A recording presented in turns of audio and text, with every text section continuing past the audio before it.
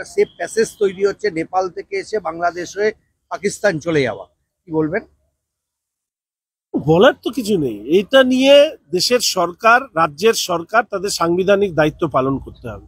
কোনো কোনো জায়গায় কোনো দুর্বলতা যদি কোথাও সামনে আসে, অন্তত দেশের সার্বভৌমত্বের স্বার্থে এটা করা দরকার। আমি আশা রাখি দেশের সরকার এই ব্যাপারে নিশ্চিত পদক্ষেপ নেবে এবং পশ্চিমবঙ্গ যদি দেশ বিরোধীদের একটা আশ্রয়স্থল হয়ে ওঠে তাহলে সেই ব্যাপারেও কেন্দ্রের সরকারকে যথোপযুক্ত ব্যবস্থা নেওয়া দরকার। 9 দিন পার এখনো বাগুইআটির কাউন্সিলরের দেখা নেই, ধরা পড়েনি। দেখুন কোনো পুলিশের বাড়িতেই আছে কিনা। এর কারণটা ওই ভবানীপুরের থানার থেকে যেদিন রাজ্যের মুখ্যমন্ত্রী অপরাধীদেরকে টেনে বের করে নিয়ে এসেছিল সেই দিনই পুলিশের মেরুদণ্ডটাকে কালীঘাটে বন্ধক দিয়ে এসছে পুলিশ।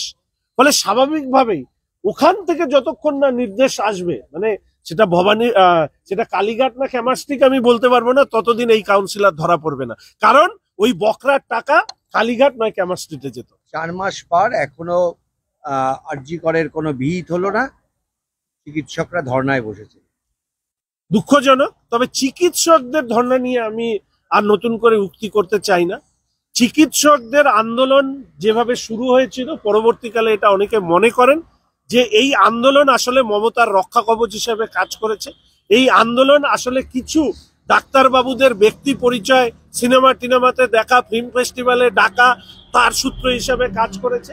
এই ডাক্তারদের আন্দোলন হচ্ছে মমতা ব্যানার্জির সরকারকে সেফ প্যাসেজ দেওয়ার ক্ষেত্রে কাজ করেছে। ফলে তাদের এই মুহূর্তের আন্দোলন আর মানুষের মনে সেই অর্থে সারা জাগাতে পারবে না বলে মনে করি।